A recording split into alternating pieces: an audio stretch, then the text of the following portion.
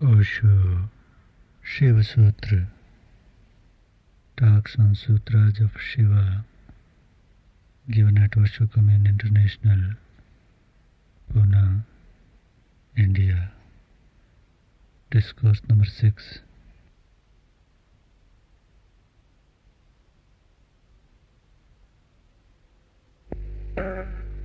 रंगो अंतरात्मा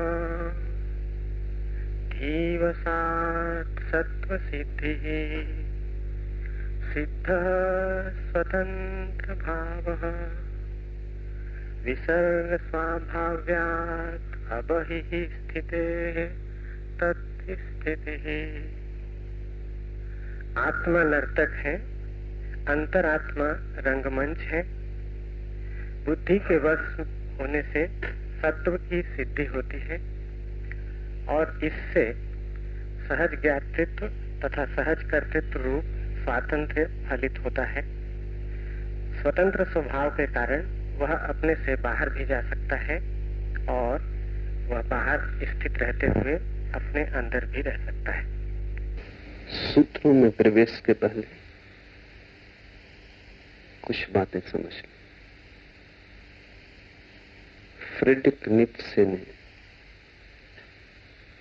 कहीं कहा है कि मैं केवल उस परमात्मा में विश्वास कर सकता हूं जो नाच सकता है। उदास परमात्मा में विश्वास करना केवल बीमार आदमी का लक्षण। बात में सच्चाई है। तुम अपने परमात्मा को अपनी ही प्रतिमा में ढालते हो। तुम उदास हो, तुम्हारा परमात्मा उदास होगा। तुम प्रसन्न हो, तुम्हारा परमात्मा प्रसन्न होगा। तुम नाच सकते हो तो तुम्हारा परमात्मा भी नाच सकेगा। तुम जैसे हो वैसा ही तुम्हें अस्तित्व दिखाई पड़ता है। तुम्हारी दृष्टि का फैलाव ही सृष्टि है।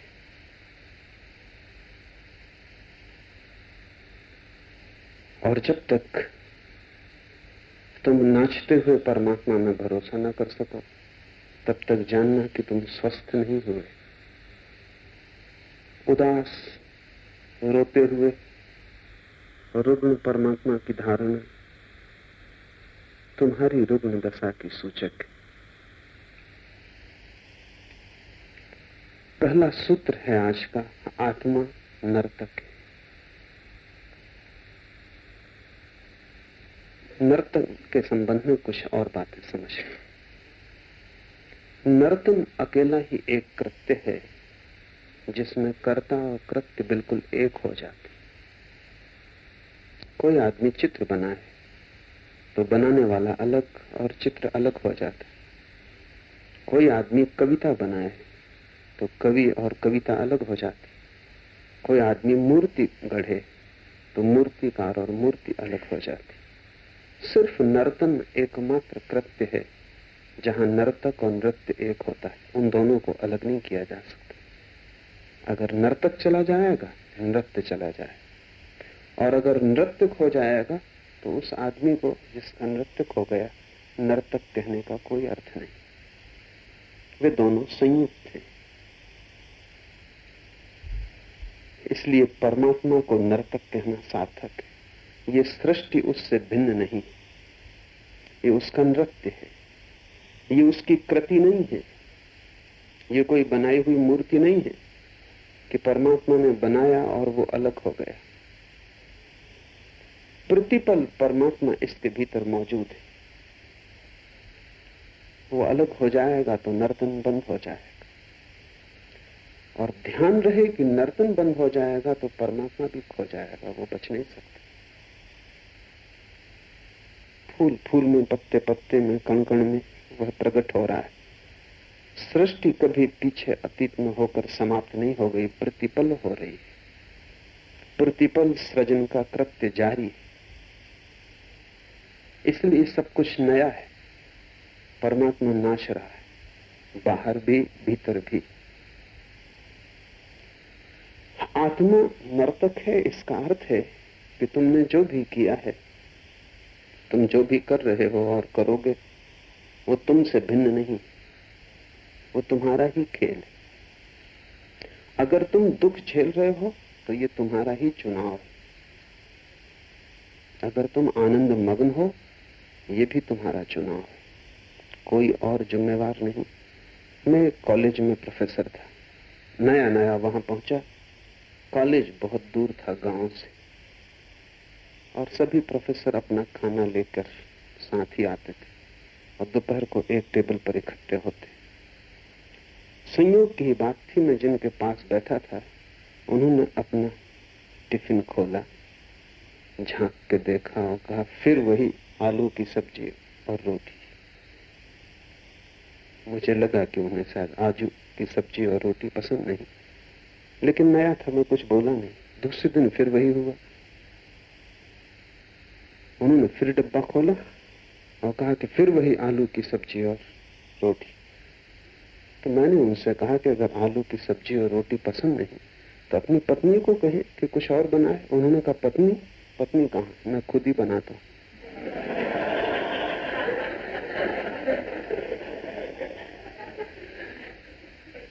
यही तुम्हारा जीवन, कोई है नहीं। हंसो तो तुम हंस रहे हो, रो तो तुम रो रहे हो, जिम्मेवार कोई भी नहीं। ये हो सकता है कि बहुत दिन रोने से तुम्हारी रोने की आदत बन गई हो और तुम हंसना भूल गए हो। ये भी हो सकता है कि तुम इतने रोए हो कि तुमसे अब कुछ और करते बनता नहीं, अभ्यास हो गया। ये भी हो सकता है कि तुम भूल ही गए, इतने जन्मों से रो रहे हो कि तुम्हें याद ही नहीं कि कभी ये मैंने चुना था रोना। लेकिन तुम्हारे भूलने से सत्य नहीं असत्य होता। तुमने ही चुना है, तुम ही मालिक हो, और इसलिए जिस क्षण तुम तय करोगे उसी क्षण रोना रुक जाएगा।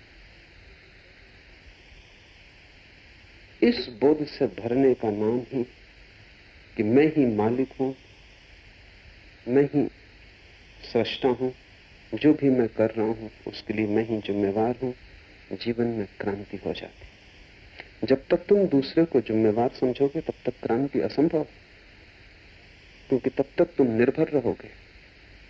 तुम सोचते हो दूसरे तुम्हें दुखी कर रहे, तो फिर तुम कैसे सुखी हो सकोगे? असंभव, क्योंकि दूसरों को बदलना तुम्हारे हाथ में नहीं। तुम्हारे हाथ में तो केवल स्वयं को बदलना है।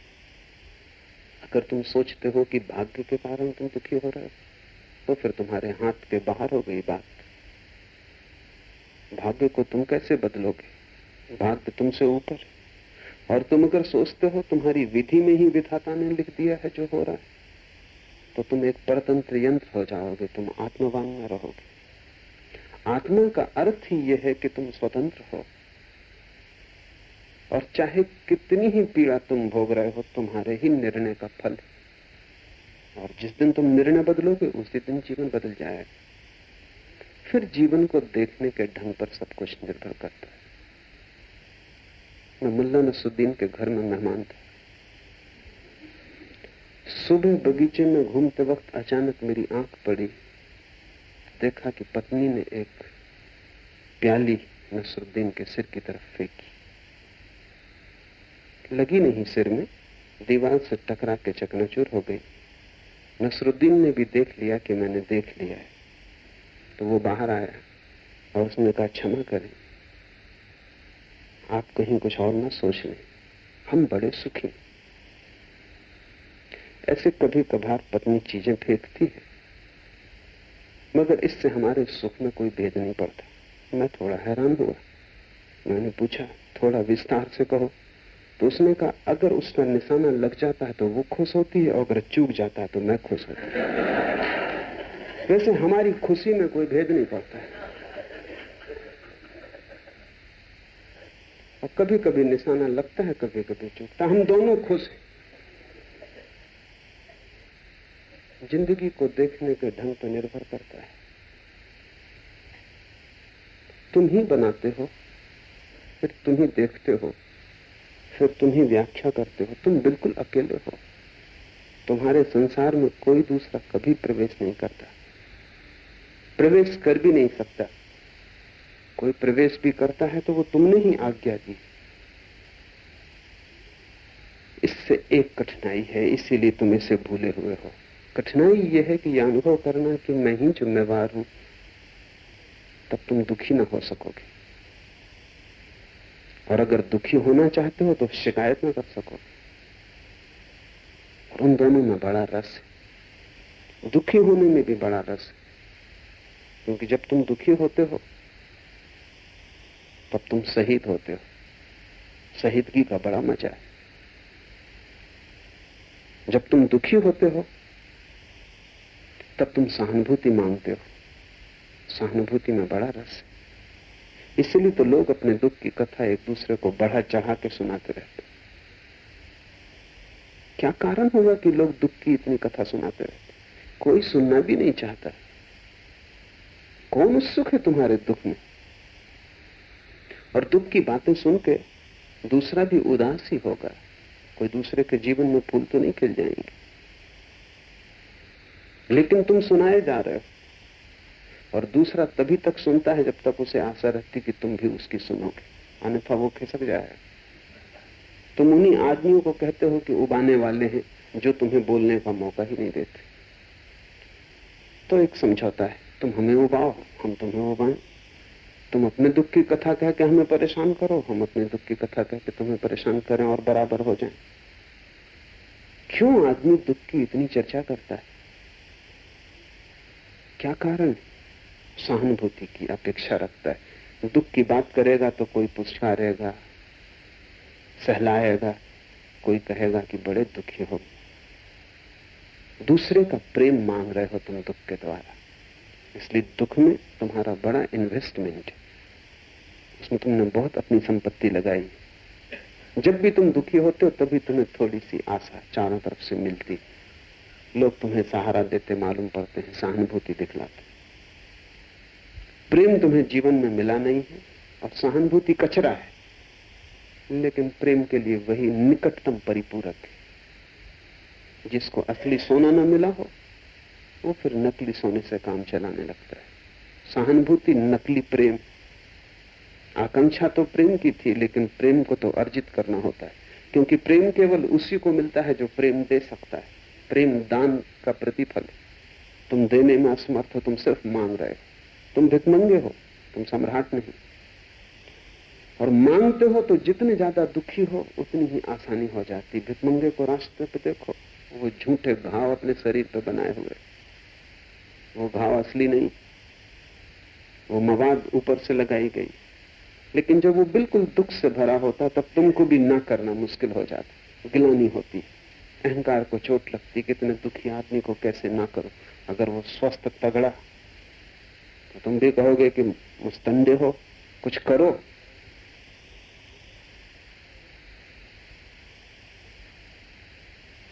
कुछ कमाओ, कमा सकते हो।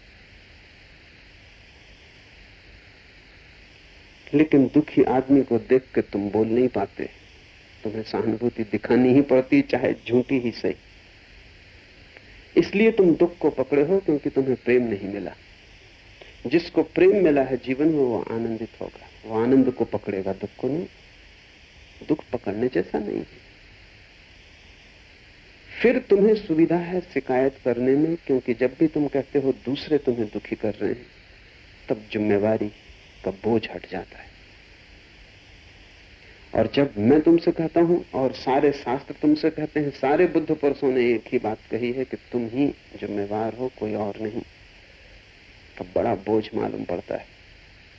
सबसे बड़ा बोझ तो ये मालूम पड़ता है कि अब शिकायत तुम किसी पर फेंक नहीं सकते। और उससे भी बड़ा बोझ इस बात का पड़ता है कि अब तुम सहानुभूति किससे मांगोगे अगर तुम ही जिम्मेवार हो। और भी गहरे में ये कठिनाई खड़ी होती है कि अगर तुम ही जिम्मेवार हो तो बदलाहट की जा सकती है। और बदलाहट करना एक क्रांति, एक रूपांतरण से गुजरना है। तुम्हारी पुरानी आदतें हैं, वो सभी तोड़नी होंगी।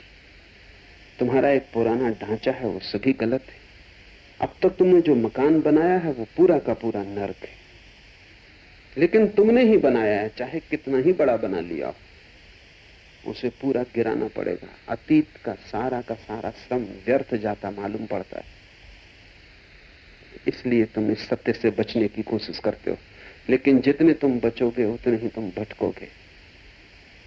तो पहली बात समझ लो कि तुम ही केंद्र हो अपने अस्तित्व के, कोई जिम्मेवार नहीं। और कितना ही बोझ मालूम पड़े, लेकिन तुम ही जिम्मेवार हो। इस सत्य को अगर स्वीकार कर लोगे तो जल्दी ही सारे दुख खो जाएंगे। क्योंकि एक बार ये साफ हो जाए कि मैं ही बना रहा हूं अपना खेल, तो मिटाने में कितनी देर लगती है, तब कोई दूसरा नहीं। और फिर अगर तुम दुख में ही रस लेना चाहते हो तो तुम्हारी मर्जी, लेकिन फिर शिकायत करने का कोई कारण नहीं। अगर तुम संसार में ही भटकना चाहते हो, तुम्हारी मौज। अगर तुम नरक ही जाना चाहते हो तो तुम्हारा चुनाव, लेकिन फिर शिकायत का कोई कारण नहीं। तब तुम प्रसन्नता से दुख में जियो। ये सूत्र इसी अर्थ में बड़े कीमती हैं। पहला सूत्र है, आत्मा नर्तक है। तुम्हारे कृत्य और तुम्हारा अस्तित्व अलग अलग नहीं। तुम्हारे कृत्य तुम्हारे ही अस्तित्व से निकलते, जैसे नृत्य निकलता है नर्तक से। और नर्तक अगर चिल्लाने लगे कि मैं इस नृत्य से परेशान हूं, मैं इसे नहीं करना चाहता, तो तुम क्या कहोगे? तुम कहोगे रुक जाओ, ठहर जाओ। कौन तुमसे कहता है कि नाचो? तुम ही नाच रहे हो। रुक जाओ अगर ये सब व्यर्थ है और तुम्हें रस कर और प्रीति कर नहीं, और अगर तुम्हें दुख मिलता है तो रुको, ठहरो, नृत्य खो जाएगा। आत्मा नर्तक है, इसका अर्थ यह है कि तुमने जो भी किया है तुमने ही किया, तुमसे ही निकला है। जैसे वृक्षों से पत्ते निकलते हैं, ऐसे तुम्हारे अस्तित्व से तुम्हारे कृत्य निकलते हैं। रुक जाओ और कृत्य खो जाएंगे। और दूसरी बात समझ लेनी जरूरी है, आत्मा नर्तक है। अगर तुम्हारे दुख के नृत्य को, इस विषाद और संताप से भरे जीवन को तुम रोक दोगे, तो नर्तन तो नहीं रुकेगा, नर्तन का रूप बदलेगा। क्योंकि नर्तन तो रुक ही नहीं सकता, वो तुम्हारे जीवन का अंग है, वो तुम्हारा स्वभाव है। नाचते तो तुम रहोगे ही, लेकिन तब आंसू नहीं होंगे, मुस्कुराहट होगी। तब तुम्हारे नृत्य में एक गीत होगा, एक पुलक होगी, एक आनंद होगा, एक हर्षोन्माद होगा, एक मस्ती होगी। अभी तुम्हारा नृत्य नारकी, तब स्वर्गीय होगा।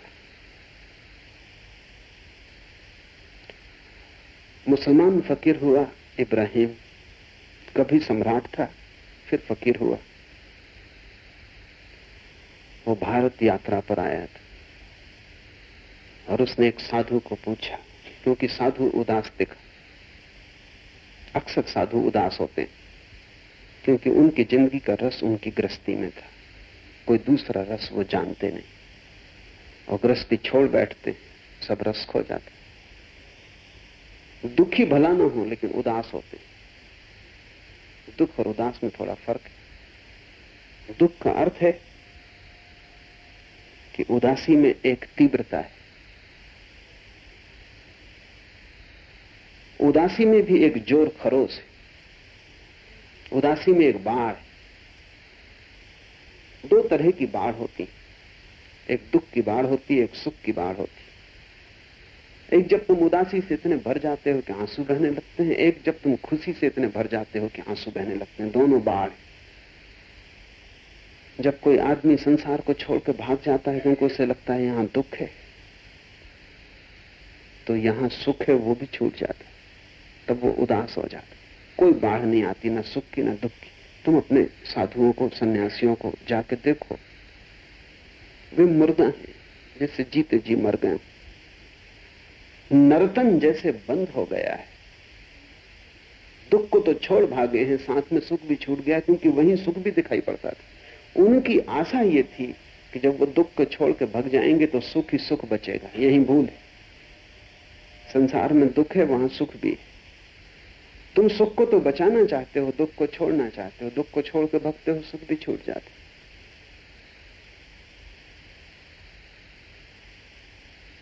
वो साधु उदास था, साधारण साधु रहा होगा।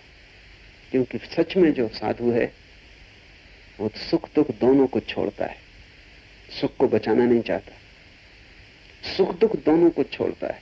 जैसे ही सुख दुख दोनों को छोड़ता है उदासी खो जाती, क्योंकि उदासी उन दोनों का मध्य बिंदु, जब तुमने दोनों ही छोड़ दिए तो मध्य बिंदु भी खो जाता है।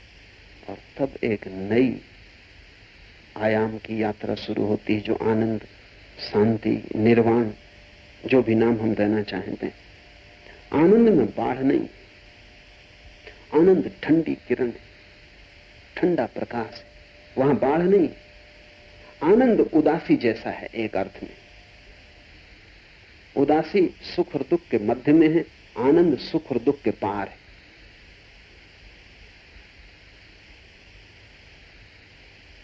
उदासी एक स्थिति है अंधकार की, जहां सब शिथिल हो गया, मृत्यु की, जहां सब आलस्य में पड़ गया। आनंद एक सतेज अवस्था है जागृति की, लेकिन न वहां सुख है न दुख है। इस संबंध में आनंद भी उदासी जैसा है, वहां न सुख है न दुख है। वहां प्रकाश तो है, लेकिन प्रकाश सुख जैसा नहीं, क्योंकि सुख के प्रकाश में भी तीव्रता होती है और पसीना आ जाता है। सुख से भी लोग इसीलिए थक जाते, तुम ज्यादा देर सुखी नहीं रह सकते, क्योंकि सुख थकाएगा, उसमें त्वरा है, तीव्रता है, बुखार है। अगर तुम रोज रोज लॉटरी मिलने लगे तुम मरोगे, तुम जिंदा ना बचोगे।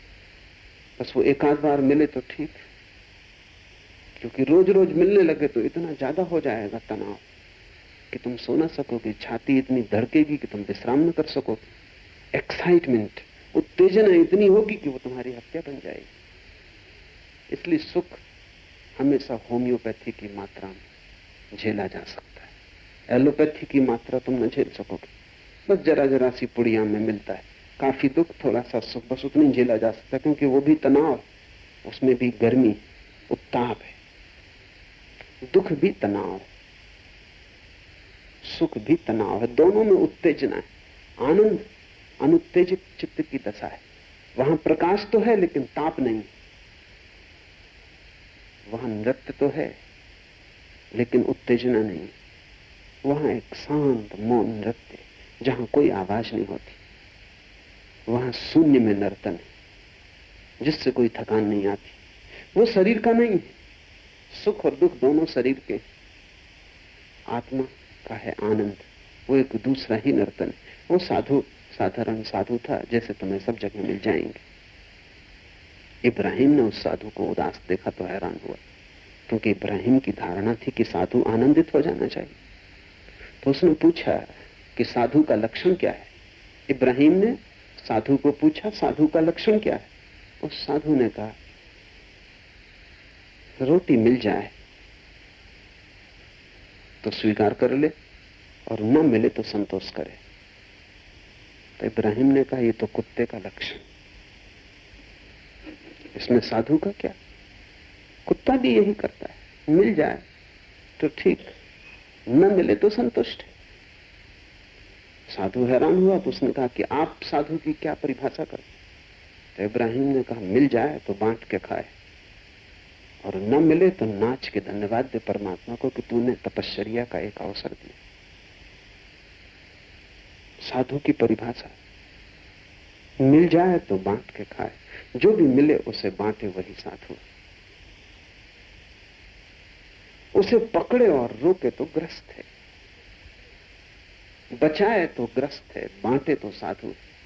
वो चाहे आनंद हो, चाहे ज्ञान हो, कुछ भी हो, चाहे ध्यान हो, जो भी मिल जाए उसे बांट दे। क्योंकि एक बड़े मजे की बात है, इस संसार में जो चीजें हैं अगर तुम उन्हें बांटो तो वो कम हो जाएंगी, इसलिए आदमी पकड़ते। तुम तिजोरी को बांटोगे तो ज्यादा दिन तिजोरी बचेगी नहीं, क्योंकि संसार में सभी सीमित, बांटा की गया, इसलिए संसार में सीमित को पकड़ना पड़ता है। पर इस आदत को आत्मा में ले जाने की कोई जरूरत नहीं। वहां सब संपदा असीम, वहां जितना बांटो उतना बढ़ता है, जितना उलीचो उतना नया आता है। सागर है अनंत। इब्राहिम ठीक कहता है कि मिले तो बांट के खा ले, अकेला ना खाए, बांटे। न मिले तो नाच के धन्यवाद दे। संतोष काफी नहीं है, क्योंकि संतोष में तो उदासी। लोग अक्सर कहते हैं कि संतोषी सदा सुखी, गलती में। संतोषी सुखी नहीं होता। संतोषी सिर्फ सुख मानता है, भीतर गहरे में दुखी होता है, लेकिन कुछ भी नहीं कर पाता, अवश्य, इसलिए संतोष को धार लेता है। न, संतोषी नहीं। संतोष तो उदासी का हिस्सा है। सह लिया, ज्यादा शोरगुल न मचाया, शिकायत न की। ये मरे हुए चित्त का लक्षण हुआ। इब्राहिम ने कहा कि न मिले तो नाच के धन्यवाद दे कि तूने एक अवसर दिया, तपश्चर्या, आज उपवास होगा। मिले तो धन्यवाद, क्योंकि बांटा, फैलाया। न मिला तो धन्यवाद। साधु के आनंद को नष्ट नहीं किया जा सकता, और तुम्हारे दुख को नष्ट भी किया जाए तो ज्यादा से ज्यादा उदासी फलित होती। तुम किसी तरह दुख को छोड़ भी दो तो बस उदास हो जाते हो। तुम्हें दुख भी संलग्न रखता है, काम में लगाए रखता है। तुमने ख्याल नहीं किया, अगर तुम्हारे सब दुख छिन जाएं तो तुम आत्महत्या कर लोगे, क्योंकि तुम करोगे क्या फिर? कुछ बचेगा नहीं करने को। बाप काम में लगा है क्योंकि बेटों को पढ़ाना है, शादी करनी है। सबकी शादी हो जाए, सबका काम निपट जाए इसी वक्त, तो बाप क्या करेगा? जिंदगी बेकार मालूम होगी। बेकार की चीजों में तुम्हें कारोबार मिला हुआ है, उससे तुम्हें लगता है तुम कुछ कर रहे हो, महत्वपूर्ण हो, जरूरी हो। तुम्हारे बिना दुनिया ना चलेगी। बेटे का क्या होगा, पत्नी का क्या होगा? इससे तुम्हारे अहंकार को सहारा मिलता है कि तुम आवश्यक हो, तुमसे ही सब चल रहा है। हालांकि सब तुम्हारे बिना भी चलता रहे। तुम नहीं थे तब भी चल रहा था, तुम नहीं होगे तब भी चलेगा, लेकिन बीच में थोड़ी देर को तुम सपना देख लेते हो अपने जरूरी होने का। तो ज्यादा से ज्यादा तुम अगर दुख को छोड़ो भी तो तुम संतोष कर सकते हो। संतोष में दुख छिपा हुआ है। संतोष ऊपर ऊपर है, भीतर दुख का घाव। वो मलहम पट्टी, वो उपचार नहीं। न साधु संतोषी नहीं होता, साधु आनंदित होता है। परिस्थिति कोई भी हो, मिलेगा तो बांट के आनंदित होगा, नहीं मिलेगा तो न मिलने में भी नाचेगा और आनंदित होगा। आत्मा का स्वभाव नर्तन है, और आत्मा दो तरह से नाच सकती है। इस तरह से नाच सकती है कि चारों तरफ दुख का जाल पैदा हो जाए, चारों तरफ उदासी भर जाए, चारों तरफ अंधकार पैदा हो। और आत्मा ऐसे भी नाच सकती है कि चारों तरफ किरणें नाचने लगे और चारों तरफ फूल खिल जाएं। संन्यास आनंद का नृत्य है और ग्रस्त दुख का नृत्य। नर्क कहीं और नहीं। तुम इस आशा में मत बैठे रहना कि नर्क कहीं और है। नर्क तुम्हारे गलत नाचने का ढंग है, जिससे दुख पैदा होता है। स्वर्ग भी कहीं और नहीं। स्वर्ग तुम्हारे ठीक नाचने का ढंग है, जिससे तुम जहां भी हो वहां स्वर्ग पैदा हो जाता है। स्वर्ग तुम्हारे नृत्य का गुण, नर्क भी तुम्हारे नृत्य का गुण। तुम नाचना नहीं जानते, लेकिन सदा तुम सोचते हो कि आंगन टेढ़ा है, इसलिए नाच ठीक नहीं हो रहा। आंगन टेढ़ा जरा भी नहीं, और जिससे नाचना आता है, टेढ़ा आंगन भी ठीक है, कोई फर्क नहीं पड़ता है। और जिससे नाचना नहीं आता, उसके लिए बिल्कुल ठीक ज्यामिति से बनाया गया 90 कोणों का आंगन भी नाचना नहीं आ जाएगा इससे। मैंने सुना है, एक आदमी आंख के ऑपरेशन के लिए गया। ऑपरेशन के पहले डॉक्टर से उसने पूछा कि मुझे बिल्कुल दिखाई नहीं पड़ता, मुझे दिखाई पड़ना शुरू हो जाए। डॉक्टर ने चिकित्सा के पहले परीक्षा की, कहा कि बिल्कुल। उस आदमी ने कहा क्या मैं पढ़ भी सकूंगा? डॉक्टर ने कहा बिल्कुल। फिर उस आदमी की आंखें ठीक हो गई, उसे दिखाई भी पड़ने लगा। वो बड़ा नाराज एक दिन डॉक्टर के घर पहुंचा और उसने कहा कि तुम झूठ बोले, पढ़ तो मैं अब भी नहीं सकता। उस डॉक्टर ने कहा तुम्हें सब दिखाई पड़ने लगा, पढ़ क्यों नहीं सकते? उसने कहा पढ़ना तो मुझे आता ही नहीं। आंख भी ठीक हो जाए और पढ़ना ना आता हो तो पढ़ना नहीं आ जाएगा। आंगन कितना ही सीधा हो जाए, नाचना ना आता हो तो नाचना आंगन के सीधे होने पर निर्भर नहीं, वो सीखना पड़ेगा। और ध्यान रहे कोई और सिखाने वाला नहीं, तुम बिल्कुल अकेले हो। इशारे बुद्ध पुरुष दे सकते हैं लेकिन सीखना तुम्ही को पड़ेगा। कोई तुम्हें हाथ पकड़ा के सिखा नहीं सकता। वो जीवन का नृत्य इतना भीतर है, इतना गहरा है कि वहां बाहर के हाथ पहुंच नहीं सकते। वहां तुम्हारे सिवाय किसी का प्रवेश नहीं। वहां तुम निपट अकेले हो, बाकी सब बाहर है। आत्मा नर्तक है। सुख और दुख दो ढंग से आत्मा नाच सकती। अगर तुम दुखी हो तो तुमने गलत ढंग सीख लिए हैं नाचने के। ढंग को बदलो, किसी को ऊपर दोष मत डालो, कोई शिकायत मत करो। जब तक शिकायत करोगे तुम गलत ही नाचते रहोगे, क्योंकि तुम्हें यह ख्याल ही ना आएगा कि भूल मेरी है, सदा भूल दूसरे की। शिकायत बंद करो, अपनी तरफ देखो, और जहां जहां तुम्हें दुख पैदा होता है खोजो गौर से, तुम्हारे भीतर ही उसके कारण मिलेंगे। उन कारणों को छोड़ दो, क्योंकि जिनसे दुख पैदा होता है उन कारणों को किए जाने का प्रयोजन क्या है? जिससे सिर्फ जहर के फल लगते हो उन बीजों को तुम क्यों बोए चले जाते हो? हर वर्ष क्यों फसल काट लेते हो उनकी?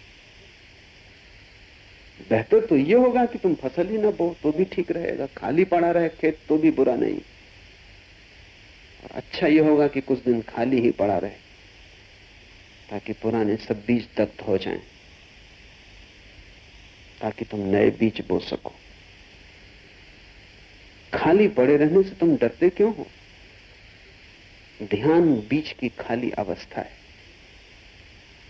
ध्यान जैसे कोई किसान साल 2 साल के लिए खेत को खाली छोड़ दे, कुछ भी ना बोए, ऐसा ध्यान बीज की अवस्था है। नर्क के बीज और स्वर्ग के बीज के बीच खाली स्थान है। कुछ दिन के लिए छोड़ दो, कुछ मत बो। एक बात ध्यान रखो, गलत करने से न करना बेहतर है। कुछ देर के लिए रुक ही जाओ, कुछ मत करो। जब तक कि ठीक करना ना आ जाए तब तक न करना ही बेहतर, क्योंकि हर कृत्य गलत कृत्यों की श्रृंखला पैदा करता है। उसको ही हम कर्मों का जाल कहते हैं। तुम कुछ ना कुछ किए ही चले जा रहे हो। तुम बस खाली नहीं बैठ सकते, कुछ ना कुछ करोगे। तुम खाली बैठ जाओ, वही ध्यान, ताकि पुरानी आदत छूट जाए और उस खाली बैठने में तुम्हें साफ साफ दिखाई पड़ने लगे।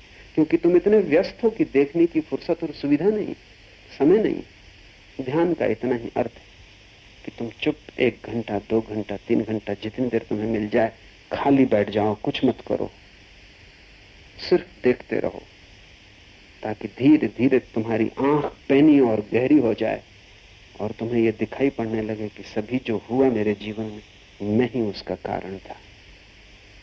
ये प्रतीति आते ही व्यर्थ का बोना बंद हो जाएगा। तब एक सार्थक नृत्य पैदा होता है। वो धर्म परम आनंद है, वो त्याग की उदासी नहीं, वो अस्तित्व का भोग है, वो महाभोग में सम्मिलित होना है,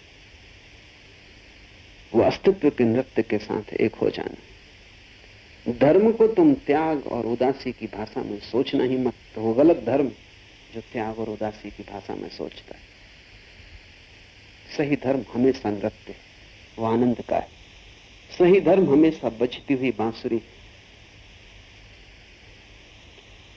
आत्मा नर्तक है, अंतरात्मा रंगमंच। और ये जो नृत्य हो रहा है ये कहीं बाहर नहीं हो रहा है, ये तुम्हारे भीतर ही चल रहा है।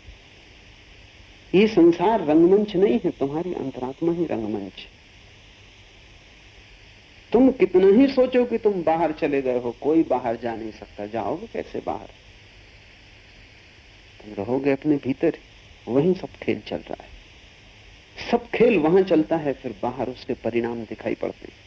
ऐसे जैसे तुम कभी सिनेमा गृह में जाते हो तो पर्दे पर सब खेल दिखाई पड़ता है, लेकिन खेल असली में तुम्हारी पीठ के पीछे प्रोजेक्टर में चलता होता है।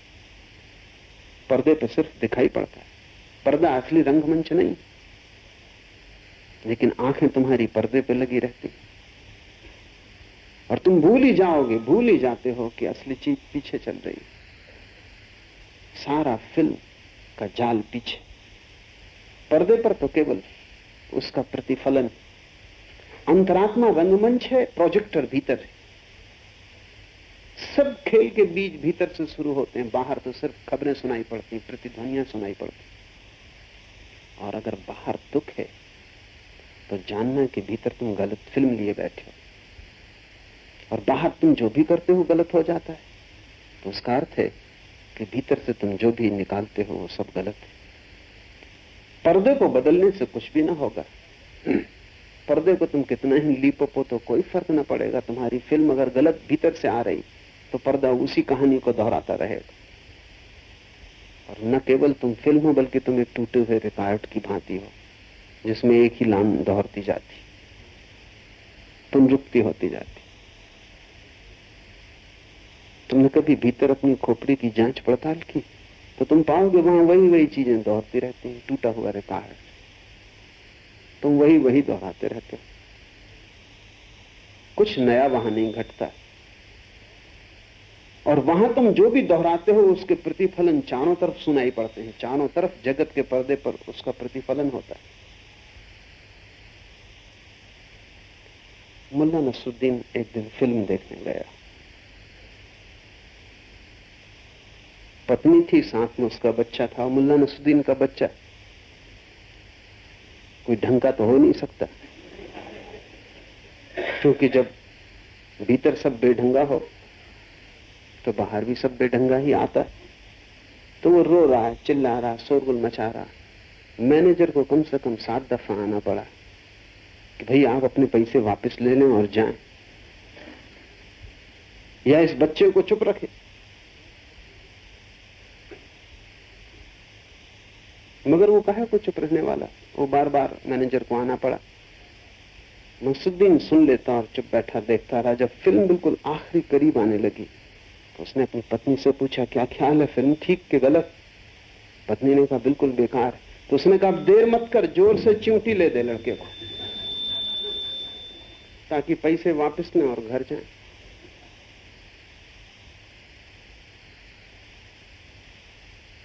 तुम बहुत दिन से देख रहे हो, कई जन्मों से देख रहे हो, सब गलत है। कब चिमटी लोगे? खुद को लेनी पड़ेगी, यहां कोई दूसरा नहीं। कब तुम जागोगे और वापस लौटोगे? और क्या जरूरत है इस गलत को देखने की जो तुम्हें कष्ट से भर रहा है, जो तुम्हें पीड़ा और बोझ दे रहा है, सिवाय संताप के और दुख स्वप्नों के जिससे कुछ भी पैदा नहीं होता। इस भवन को तुम छोड़ सकते हो।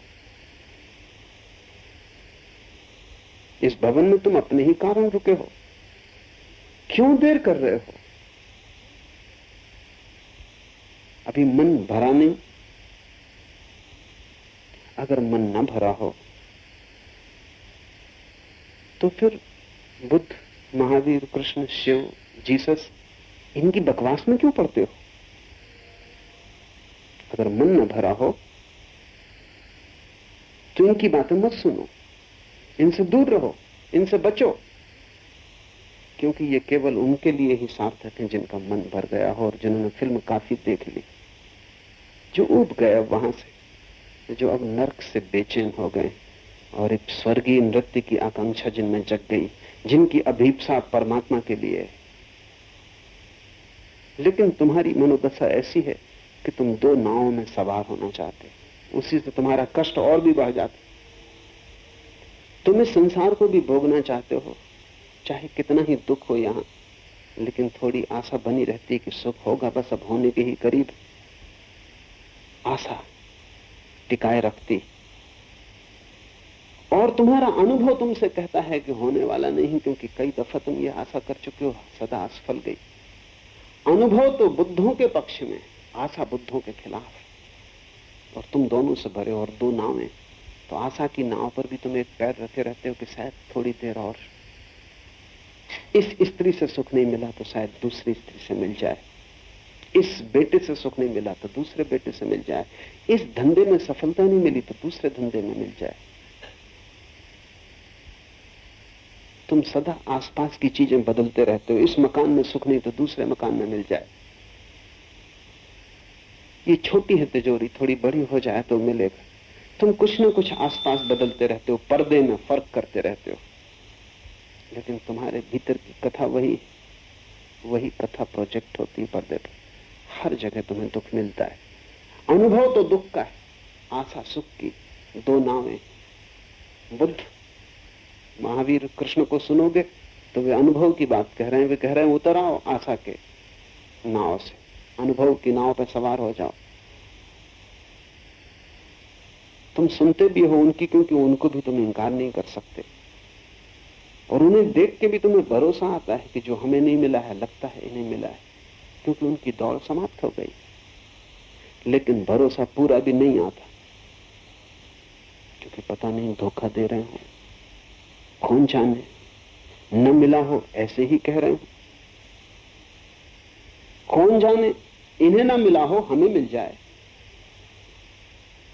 ये कहते हैं अंगूर खट्टे, हो सकता है न पहुंच पाए हो अंगूरों तक और हम पहुंच जाएं, तो आशा भी छूटती नहीं। अनुभव भी एकदम गलत है ऐसा कहना कठिन। इस तरह तुम द्वंद्व में हो, ये द्वंद्व ही तुम्हारी विक्षिप्तता है, और ये दोनों नावें अलग अलग यात्रा पर। तुम एक पर सवार हो जाओ, कोई जल्दी नहीं, तुम संसार की नाव पर ही पूरे सवार हो जाओ, जल्दी ही तुम उब जाओगे। लेकिन ये बुद्धों की नाव पर तुम्हारा जो पैर है, ये तुम्हें संसार का भी पूरा अनुभव नहीं होने देता। वहां भी तुम आधे आधे जाते हो, क्योंकि ये बुद्धों का ख्याल तुम्हारी आधी टांग को पकड़े हुए। तो तुम मंदिर भी संभालते हो, दुकान भी संभालते हो, न दुकान संभलती न मंदिर संभलता। ये दोनों साथ संभल नहीं सकते। तुम पूरी तरह दुकान पे ही चले जाओ, भूल जाओ कि कभी कोई बुद्ध हुआ, कोई महावीर, कोई कृष्ण हुआ, शिव हुए, भूलो। ये कोई शास्त्र है, सब भूलो, बस खाता बही सब कुछ है। एक बार तुम पूरे वहां लग जाओ तो जल्दी ही तुम वहां से बाहर निकल आओगे। तुम्हारा अनुभव ही तुम्हें कहेगा कि सब व्यर्थ, वो भी नहीं हो पाता। और बुद्धों की नाव में तुम पूरे सवार नहीं हो पाते, क्योंकि तुम्हारा मन कहे चला जाता है कि अभी जल्दी मत करो, अभी बहुत समय है, और अभी तुम्हारी उम्र ही क्या, ये तो बुढ़ापे की बातें हैं। जब बिल्कुल मरने लगो और एक पैर कब्र में चला जाए, तब तुम दूसरा पैर बुद्ध की नाव पर सवार कर लें। अभी क्या जल्दी? तो लोग सोचते हैं धर्म बुढ़ापे के लिए। जब बिल्कुल मरने लगेंगे तब उन्हें गंगा जल की जरूरत पड़ती। जब बिल्कुल मरने लगेंगे तब कोई उनके कान में नमोकार मंत्र दोहराते। मरते वक्त जब सब व्यर्थ हो गया और जब कोई ऊर्जा न बची, कोई शक्ति न बची यात्रा की, तब तुम यात्रा को तैयार होते नहीं। तुम फिर गिरोगे वापस संसार में, फिर तुम उसी नाव पर सवार हो। ऐसा तुम अनंत बार कर चुके हो।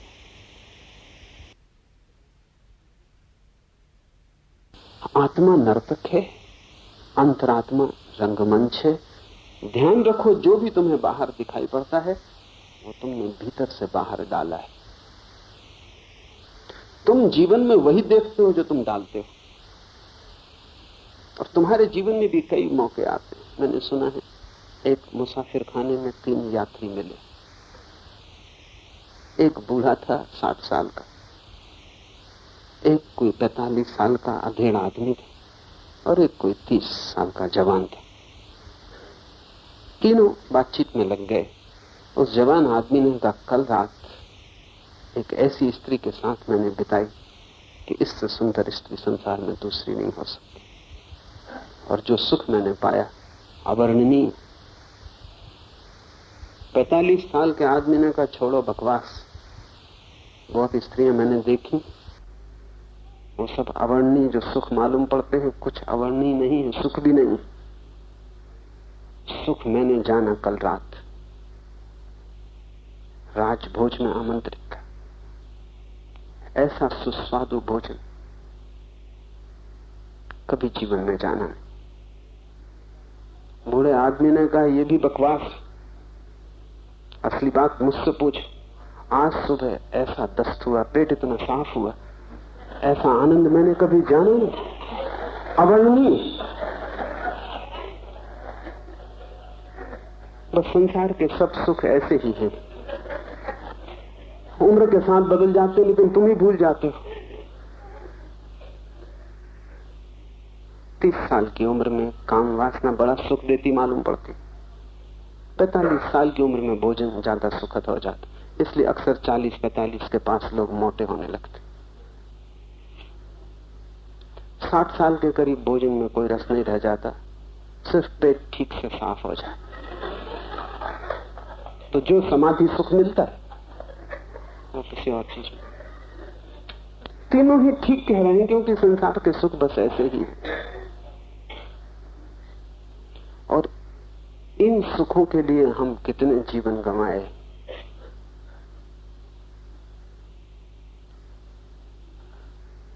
और ये मिल भी जाए तो भी कुछ नहीं मिलता। क्या मिलेगा? अंतरात्मा रंगमंच है, बाहर तुम वही देखते हो जो तुम भीतर से डालते हो। जवान आदमी की आंखों से वासना बाहर जाती, उसका सारा शरीर वासना के तत्वों से भरा है। वो जहां भी देखता है वहां स्त्री दिखाई पड़ती, सब तरफ काम वासना ही उसे पकड़ लेती। मुल्ला नसरुद्दीन जवान था, पत्नी के साथ एक चित्रों की प्रदर्शनी थी, वहां गया। नई नई शादी थी और जगह जगह घूमने का ख्याल था। प्रदर्शनी में बड़े कीमती चित्र थे। एक चित्र के पास नसरुद्दीन रुक गया और देर तक ठहरा रहा, भूल ही गया कि पत्नी भी साथ है। चित्र एक नग्न स्त्री का था, अति सुंदर, और नग्नता बस थोड़े से 2-4 पत्तों से ढकी थी। चित्र का नाम था वसंत। वो ठगा सा खड़ा था। आखिर पत्नी ने उसका हाथ झचकोरा और कहा, क्या पतझड़ की प्रतीक्षा कर रहे?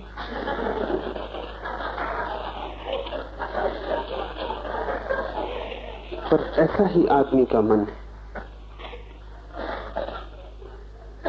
पत्नी ठीक ही पहचानी, पत्नियां अक्सर ठीक पहचान लेती। तुम्हारे भीतर जो जोर मार रहा हो वही चारों तरफ का संसार हो जाता है, तुम उसे रंगते हो। हमारे पास एक शब्द है बड़ा बहुमूल्य, दुनिया की किसी भाषा में वैसा शब्द खोजना कठिन है, वो है राग। राग का मतलब आसक्ति भी होता है, राग का मतलब रंग भी होता है। तुम्हारी सब आसक्ति तुम्हारी आंखों से फेंके गए रंग का परिणाम। तुम रंगते हो चीजों को, जिन जिन को तुम रंग लेते हो वहीं राग पकड़ जाता। राग का अर्थ है तुमने रंग लिया। स्त्री सुंदर नहीं होती, तुम्हारे भीतर काम वासना का रंग होता है तो स्त्री सुंदर दिखाई पड़ती। छोटे बच्चे को कोई फिक्र नहीं, अभी काम वासना का रंग पका नहीं। बूढ़े का रंग जा चुका, वो तुम्हारी मूर्ता पे हंसता है, हालांकि यही मूर्ता उसने भी की। तुम भी हंसोगे, लेकिन मूर्ता करते वक्त जो पहचान ले और समझ ले वो जाग जाता है। मूर्ता का रंग जब चला जाए तब हंसने में कोई बहुत अर्थ नहीं, तब तो कोई भी हंसता है। लेकिन जब मूर्ता पकड़े हुए है, रंग जोर में, तब भी तुम जाग जाओ और पहचान लो कि सब भीतर का ही खेल बाहर दिखाई पड़ रहा है। बाहर कुछ भी नहीं, कोरा पर्दा है। अंतरात्मा ही रंगमंच और वही प्रोजेक्टर है और वहीं से हम सारा फैलाव कर रहे हैं। बुद्धि के वश होने से सत्व की सिद्धि होती है, और ये जो खेल चल रहा है तब तक चलता रहेगा और तुम इसमें भटके रहोगे जब तक बुद्धि बस में ना हो। बुद्धि के वश में होने से सत्व की सिद्धि हो जाती। जैसे ही तुम्हें ये स्मरण आ जाए कि सारा खेल भीतर से चल रहा है, तो फिर संसार को वश में करने की तुम फिक्र छोड़ दोगे। वो कभी किसी के वश में नहीं हुआ, वहां कुछ है भी नहीं, वहां केवल पर्दा है। तुम अपनी बुद्धि को वश में कर लो और सारा संसार तुम्हारे वश में हो जाता है। जैसे ही तुम्हें यह स्मरण आ जाता है कि जिस खेल को मैं देख रहा हूं उसका निर्माता मैं हूं, अभिनेता मैं हूं, कथा लेखक मैं हूं, सभी कुछ मैं हूं, मंच भी मैं हूं, वैसे ही तुम बाहर की बदलाहट में उत्सुक नहीं रह जाते। तब तुम भीतर मेरी जो मालकियत है उसको पाने में लग जाते हो। वो है बुद्धि की मालकियत। तुम अपनी बुद्धि के मालिक नहीं हो। तुम्हारे विचार तुम्हारे गुलाम नहीं, तुम अपने विचारों के गुलाम। वो तुम्हें जहां ले जाते हैं वहां तुम जाते हो, तुम उन्हें जहां ले जाना चाहते हो वो जाते नहीं। एक छोटे से विचार को भी मोड़ने की कोशिश करो, वो इंकार कर देता है। एक छोटे से विचार को कहो कि शांत हो जाओ, वो बगावत कर देता है। तुम कभी इस तरफ ध्यान ही नहीं देते, क्योंकि इतना पीड़ादायी है इस तरफ ध्यान देना कि मैं अपना भी मालिक नहीं और दुनिया के मालिक होने की तुम कोशिश में लगे रहते। और जो अपना ही मालिक नहीं वो कैसे किसी और का मालिक हो पाएगा? अपने मन को गौर से पहचानो, उसका निरीक्षण करो, तो पहली तो बात ये समझ में आएगी कि मालिक मन हो गया है, आत्मा नहीं, तुम नहीं। मन कहता है ये करो तो तुम्हें करना पड़ता है, ना करो तो मन झंझट खड़ी करता है, ना करो तो मन उदास होता है, उसकी उदासी तुम्हारी उदासी बन जाती। करो तो कहीं पहुंचते नहीं, क्योंकि मन अंधा है, उसका आदेश मान के तुम पहुंचोगे भी कहां? मन तो मूर्छा है, वो तो बेहोशी है, उसकी सुनकर तुम कहीं पहुंचने वाले नहीं। तुमने सुना है कि अंधे अगर अंधों का अनुगमन करें तो खड्डों में गिरते, लेकिन यही प्रत्येक कर रहा है। तुम्हारा मन बिल्कुल अंधा है, उसे कुछ भी पता नहीं, और तुम उसका अनुगमन करते हो। जैसे छाया तुम्हारे शरीर का अनुगमन करती है, तुम मन का अनुगमन करते हो। तुम भूल ही गए हो कि मालिक तुम हो।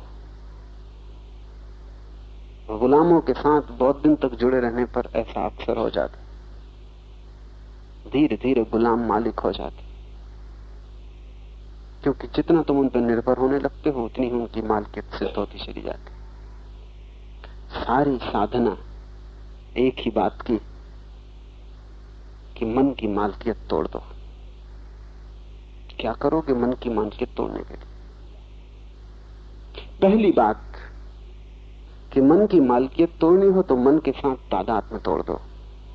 मन में एक विचार उठता है, तुम उस विचार के साथ मत जुड़ो, एक मत हो जाओ। तुम्हारे एक होने से ही उसको ताकत मिलती। तुम दूर खड़े रहो, तुम ऐसे देखते रहो जैसे रास्ते पर लोग चल रहे हैं, तुम किनारे पर खड़े देख रहे हो। तुम ऐसे देखते रहो जैसे आकाश में बादल भटक रहे हैं और तुम दूर जमीन पर खड़े देख रहे हो। अपने को जोड़ो मत विचार से, ये मत कहो ये मेरा विचार। जैसा ही तुमने कहा मेरा कि तुम जुड़ गए, जुड़े कि तुम्हारी शक्ति विचार में चली गई, और वही शक्ति तुम्हें गुलाम बनाती। वो शक्ति भी तुम्हारी है, तुम जुड़ो मत। जैसे जैसे तुम दूर हटोगे, टूटोगे, अलग होगे, वैसे वैसे विचार निर्जीव हो जाता है, निर्वीर्य हो जाता है, उसको ऊर्जा नहीं मिलती। तुम्हारी तकलीफ ये है कि तुम दिए की ज्योति तो बुझाना चाहते हो, लेकिन तेल तुम खुद ही डालते हो। इधर तुम फूंकते हो, उधर तुम तेल डालते हो। तेल डालना बंद करो, पहली बात। पुराना तेल ज्यादा देर नहीं चलेगा, पहले तेल डालना बंद करो। क्या है तेल? जब भी कोई विचार तुम्हें पकड़ता है, क्रोध ने पकड़ा, तुम तत्क्षण क्रोध के साथ एक हो जाते हो। तुम कहते हो मैं क्रोधित हो गया। अब सच्चाई यह है कि तुम क्रोध के साथ इतने एक हो गए कि तुम्हारी पूरी शक्ति क्रोध को मिल रही। तुम छाया हो गए, वो मालिक हो गए। जब क्रोध आए अब तुम दूर खड़े होकर देखो, उठने दो क्रोध को, फैलने दो शरीर में, धुएं की तरह तुम्हें चारों तरफ से घेरेगा, घेरने दो। तुम एक बात स्मरण रखो कि मैं क्रोध नहीं। और जल्दी मत करो कृत्य में उतारने की, क्योंकि कृत्य में उतार लेने पर लौटना मुश्किल है। तुम क्रोध को देखो और एक बात पक्की कर लो कि जिसने क्रोध पैदा करवाया है, गाली दी है, अपमान किया है, उसे अगर उत्तर भी देना है तो तभी देंगे जब क्रोध जा चुका होगा, उसके पहले उत्तर न देंगे। कठिन होगा शुरू शुरू में, क्योंकि बड़ी सजगता साधनी पड़ेगी, लेकिन धीरे धीरे सरल हो जाता है। मुंह बंद कर लो, तभी देंगे उत्तर जब क्रोध शांत हो जाएगा। और ये ठीक भी है, क्योंकि शांत क्षण में ही उत्तर समुचित होगा। क्रोध के क्षण में उत्तर समुचित कैसे होगा? ये तो ऐसा है जैसे कोई नशे में उत्तर देने चला गया। काम वासना मन को पकड़े, दूर से खड़े होकर देखो, फासला बनाओ। तुम्हारे और तुम्हारे बीच विचार के बीच में फासला जितना ज्यादा होता जाए, जितना डिस्टेंस, जितनी दूरी हो जाए, उतनी ही तुम्हारी मालकियत सिद्ध होने लगेगी। तुम इतने सट के खड़े हो गए हो कि तुम भूल ही गए हो कि दोनों के बीच कुछ जगह है। इसे आज से ही शुरू करो। जल्दी नहीं परिणाम आएंगे, क्योंकि जन्मों जन्मों की निकटता है, एक दिन में तोड़ी भी नहीं जा सकती। बड़े पुराने संबंध है, तोड़ने में वक्त लगेगा। लेकिन अगर तुमने थोड़ा सा चेष्टा की तो टूट जाएगा, क्योंकि संबंध झूठा है। असली होता तो टूटता नहीं, झूठा बस ख्याल है। ख्याल ही भर है कि मैं इसके साथ एक हूं। एक हो जाने का ख्याल ही झंझट खड़ी कर देता है। भूख लगे तो ऐसा मत कहो कि मुझे भूख लगी, इतना ही कहो कि मैं देखता हूं शरीर को भूख लगी। और सच्चाई भी यही, तुम देखने वाले हो। भूख शरीर को लगती है, चेतना को कभी कोई भूख लग भी नहीं सकती। शरीर में ही भोजन जाता है, शरीर में ही रक्त मांस की जरूरत पड़ती है, शरीर ही थकता है, चेतना कभी थकती नहीं। चेतना तो ऐसा दिया है जो बिना बाती और बिना तेल के जलता है। वहां कोई भोजन, कोई ईंधन न जरूरी है, न कभी चाहा गया है। शरीर के लिए ईंधन चाहिए, भोजन चाहिए, पानी चाहिए। शरीर यंत्र है, आत्मा कोई यंत्र नहीं है। भूख लगे, शरीर को भोजन दो। बस इतना स्मरण रखो कि शरीर को भूख लगी, मैं देख रहा हूं। प्यास लगे, पानी दो। जरूरी है देना, यंत्र को देना ही पड़ेगा। पागल होगा जो आदमी कहे कि शरीर मैं नहीं हूं इसलिए पानी नहीं दूंगा। कार में बैठे हो और पेट्रोल न भरोगे तो क्या करोगे? फिर उतर जाओ कार से, फिर ये चलने वाली नहीं। अब तुम बैठे रहो, चलाने की कोशिश करो, कहो कि पेट्रोल न दूंगा। बस इतना ही काफी है कि कार के साथ एक मत हो जाओ। मालिक रहो, कार की जरूरत को पूरा करो। शरीर की जरूरत पूरी करनी है, वो यंत्र है, उसका उपयोग लेना है। और उपयोग बड़ा है, क्योंकि दुख में भी ले जाने में वो सीढ़ी है और आनंद में ले जाने में भी वही सीढ़ी है। शरीर तो एक सीढ़ी है, और सीढ़ी की खूबी होती है तो उसका एक छोर जमीन पे लगा होता है, दूसरा छोर आकाश में लगा होता है। तुम उसी से नीचे उतर सकते हो, तुम उसी से ऊपर चढ़ सकते हो। शरीर के ही माध्यम से तुम नरक तक आए हो, शरीर के माध्यम से ही तुम स्वर्ग तक पहुंचोगे। शरीर के माध्यम से ही तुम मोक्ष तक भी जा सकोगे। वो माध्यम है, उसे संभाल के रखना है, उसकी जरूरतें पूरी करनी। लेकिन माध्यम के साथ एक हो जाने का कोई कारण नहीं। यंत्र को यंत्र ही रहने दो। फाउंटेन पेन से तुम लिखते हो, लेकिन तुम फाउंटेन पेन नहीं हो। पैर से तुम चलते हो, लेकिन तुम पैर नहीं हो। शरीर यंत्र है, उसको संभालो। कीमती यंत्र है, उसको खराब मत कर डालना। दो तरह के खराब करने वाले लोग, एक तो भोग में उसे खराब कर डालते हैं और दूसरे त्याग में उसे खराब कर डालते हैं। दोनों दुश्मन और दोनों ना समझ। कोई वेश्या के घर जाके उसको खराब कर डालता है, कोई ज्यादा खा खा के खराब कर डालता है।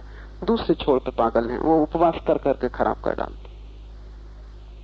या तो तुम इतना पेट्रोल भर देते हो कि भीतर बैठने की जगह न रह जाए, और या पेट्रोल भरते ही नहीं, बस 2 अतियों पे तुम चलते हो। जितनी जरूरत है उतना दे दो। नौकर की भी चिंता तो करनी ही होगी, उसकी फिक्र रखनी होगी, लेकिन फिक्र से कोई नौकर मालिक नहीं हो जाता।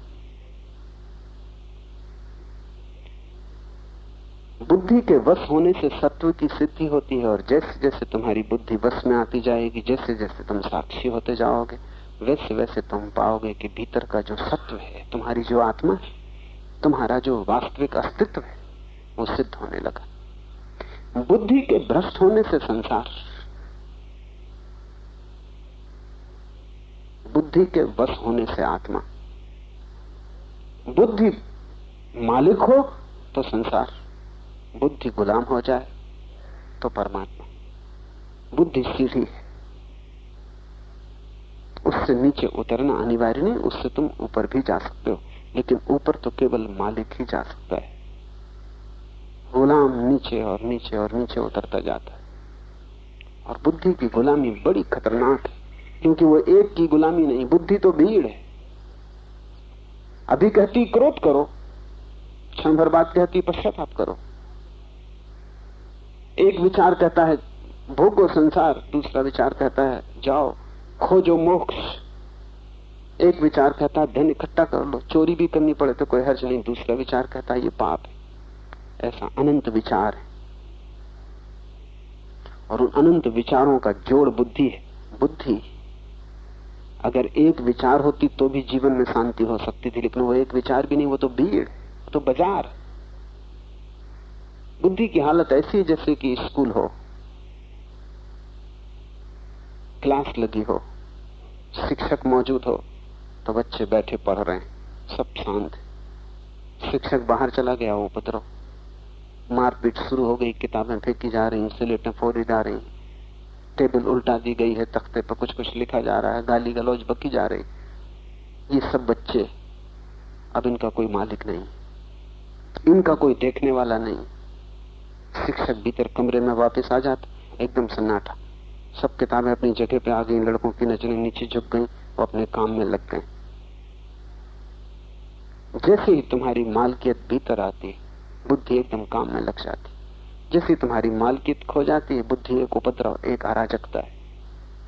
और इस अराजकता को मान के चलना बड़ा कठिन है, क्योंकि कहीं भी नहीं ले जा सकती। यहाँ कोई एक स्वर थोड़ी है, अनंत स्वर है। महावीर का वचन है कि मनुष्य बहुचित्तवान है, वहां एक चित्त नहीं है, बहुचित्त है। और महावीर के इस वचन को आधुनिक मनोविज्ञान समर्थन देता है। आधुनिक मनोविज्ञान कहता है मनुष्य पॉलीसाइकिक, बहुचित्तवान। एक मन नहीं है तुम्हारे भीतर, अनंत मन है। जैसे एक नौकर हो और अनंत मालिक हो, और सब आज्ञाएं दे रहे हैं, और नौकर पगला जाएगा, किसकी माने, किसकी न माने। ऐसे ही तुम पगला गए हो।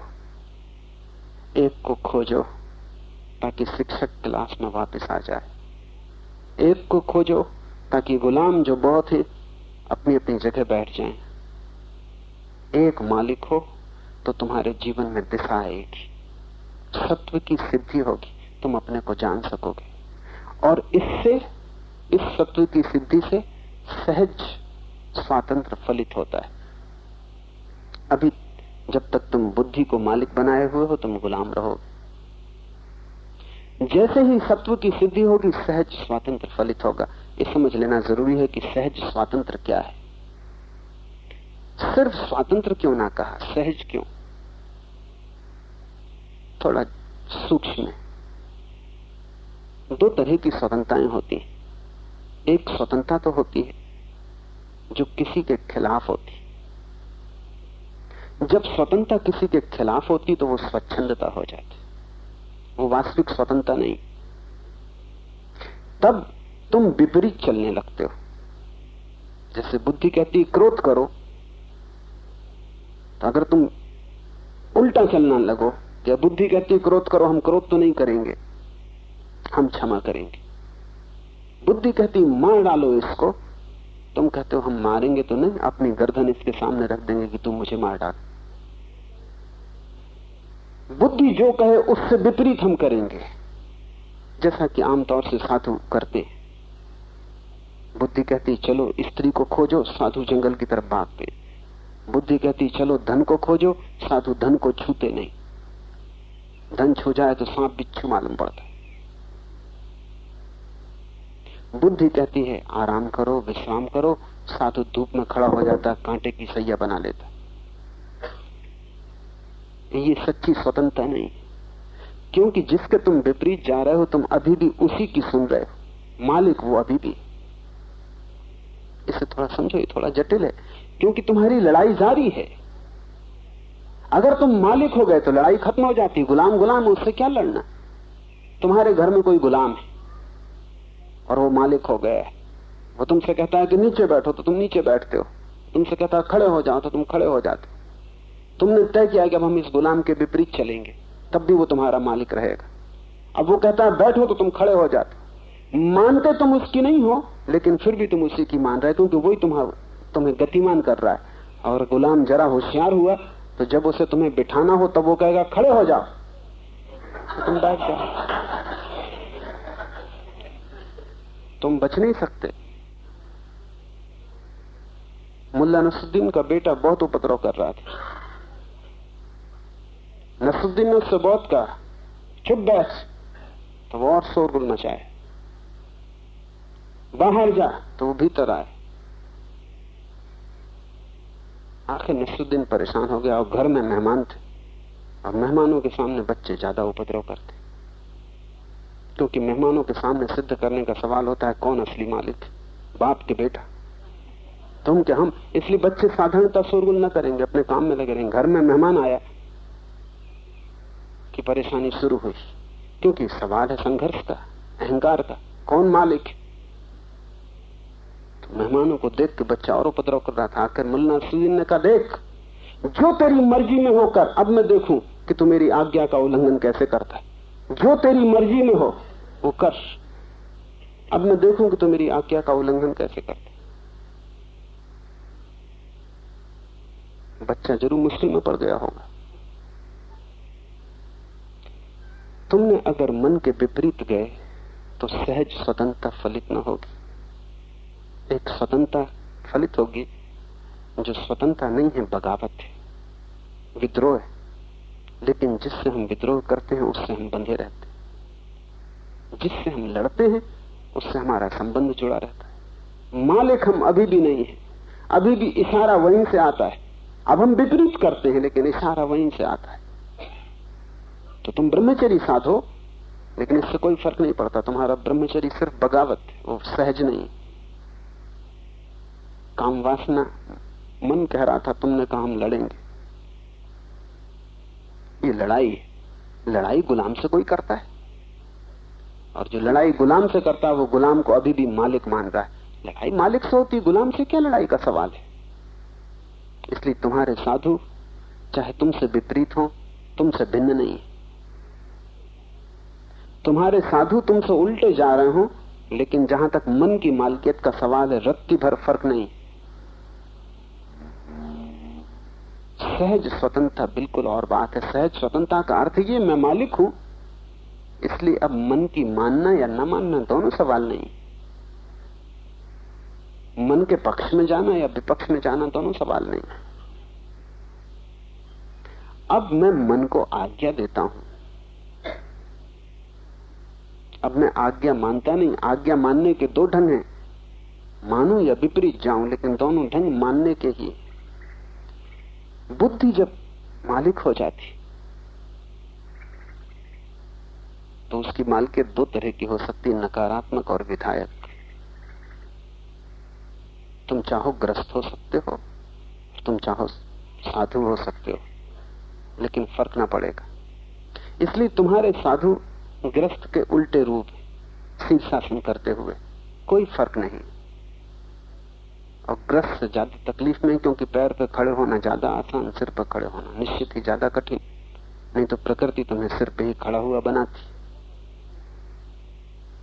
तुम जो कर रहे हो वो उससे विपरीत कर रहे हैं। तुम इकट्ठा कर रहे हो, वो त्याग कर रहे हैं।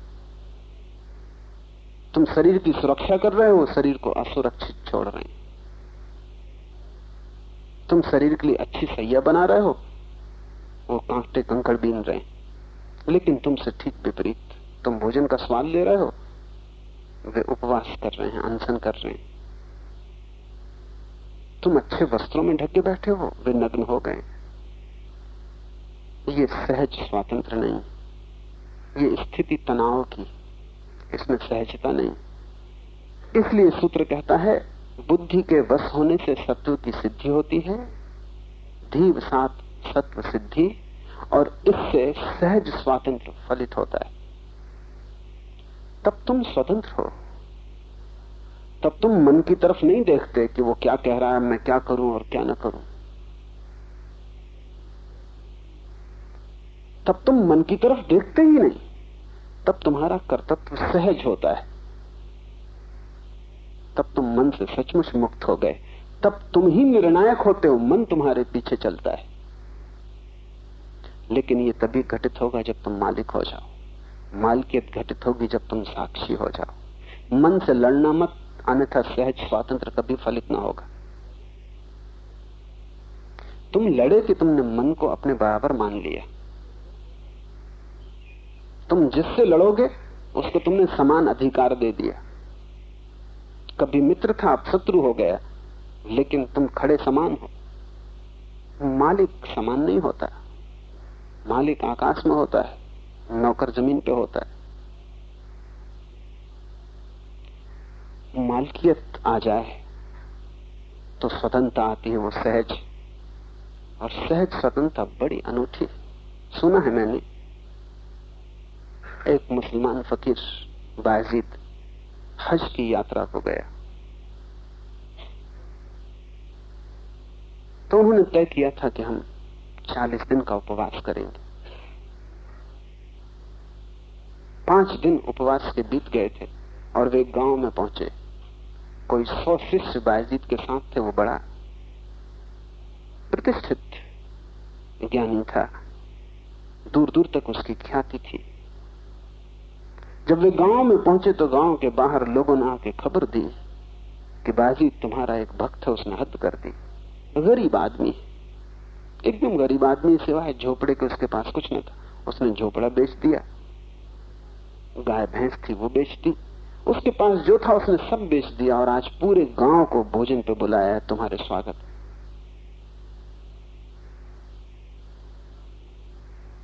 बायजीद तो उपवासा था और 40 दिन उपवास रखना था। शिष्य भी उपवासित थे और 40 दिन उपवास रखना था। बायजीद पे तो कोई तनाव न हुआ, शिष्य बड़े तनाव से भर गए, लेकिन शिष्य जानते थे कि भोजन तो करना नहीं है। पहुंचे, बायजीद तो बैठ गया थाली पर। शिष्यों को बड़ी बेचैनी हुई। जब गुरु बैठ गया तो वे भी बैठे, लेकिन बड़ी गिलानी से। और उन्होंने कहा, क्या बायजीद भूल गया? क्या इतनी जल्दी स्मरण खो गया? या कि बायजीद भोजन के रस में आ गया? मना करना था। हम 40 दिन का उपवास किए हुए हैं, जब तक हम हज की यात्रा पर पूरे न पहुंच जाएं, वहीं जाके भोजन लेना है। और ये क्या बात हुई? व्रत लिया और 5 दिन में टूट गया। लेकिन अब भीड़ के सामने कुछ कह भी ना सकते थे, भोजन कर लिया, लेकिन बड़ी गिलानी से किया, बड़ी तकलीफ से किया।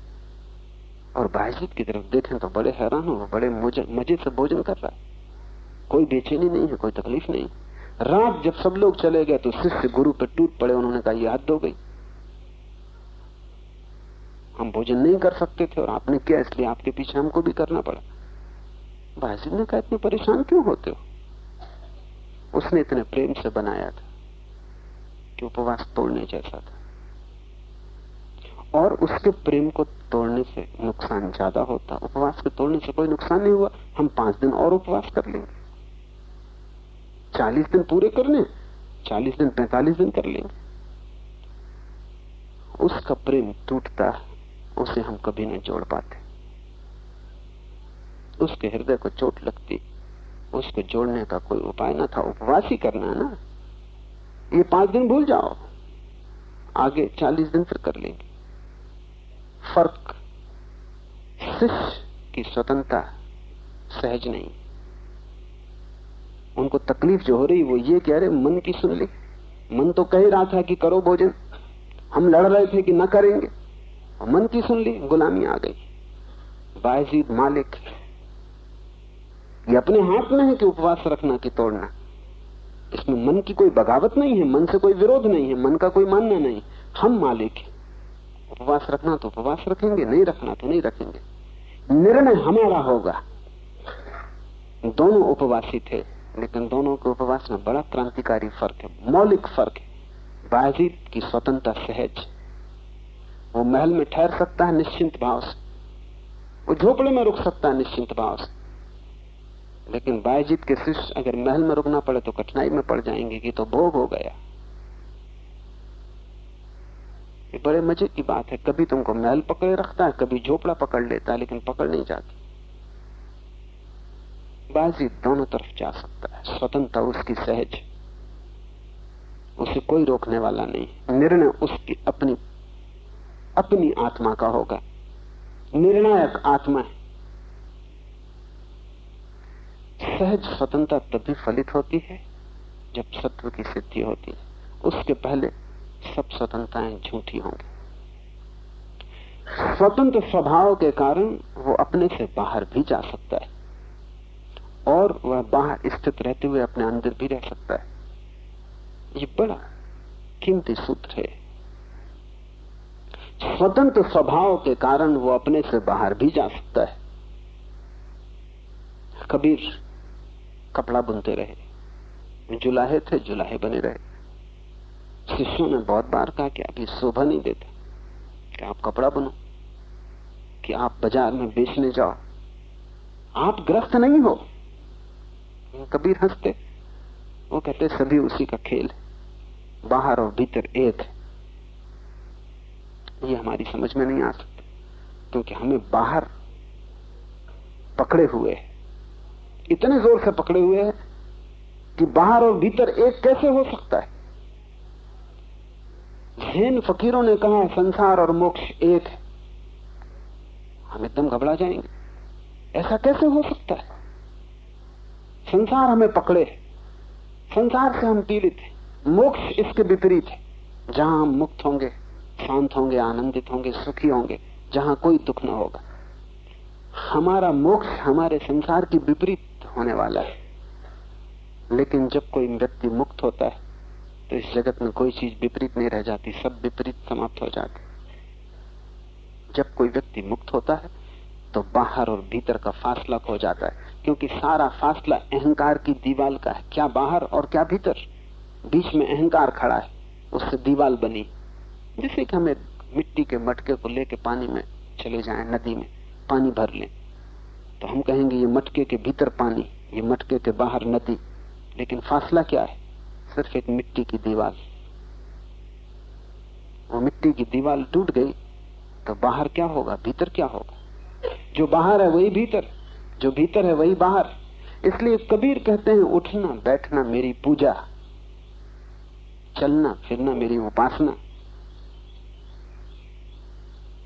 अब कबीर मंदिर नहीं जाते, क्योंकि अब दुकान और मंदिर में कोई फासला नहीं।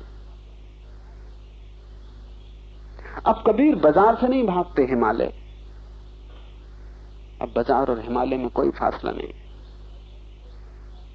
अब कबीर अपने घर को भी छोड़ के नहीं भागते, क्योंकि अब अपना और पराये में भी कोई फासला नहीं है, भाग के भी कहां जाओ।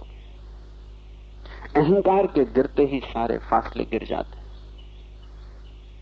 न कुछ बाहर है तब, न कुछ भीतर है तब, न तो पदार्थ है और न परमात्मा है, तब दोनों एक है। वह अद्वैत जहां सब एक हो जाता है और सब सीमाएं विलीन हो जाती। लेकिन वो तभी होता है जब जीवन में सहज स्वतंत्रता फलित हो। तो ऐसा व्यक्ति स्वतंत्र स्वभाव के कारण वो अपने से बाहर भी जा सकता है और वो अपने बाहर स्थित रहते हुए अंदर भी रह सकता है, उससे कोई बाधा नहीं। वो महल में रहे तो भी सन्यासी, वो सन्यासी होके सड़क पे खड़ा रहे तो भी महल में, उसके पास करोड़ों रुपए का ढेर लगा हो तो भी वो अपरिग्रही, और उसके पास कुछ भी ना हो तो भी उससे बड़ा परिग्रही नहीं, क्योंकि सारा संसार उसका है। पर कठिन है हमें पहचानना, क्योंकि हम एक हिस्से से परिचित, वो जो घड़े के भीतर जल है, घड़े के बाहर वो अलग मालूम होता है। तुम्हारे भीतर जो छिपा है वही तुम्हारे बाहर भी है।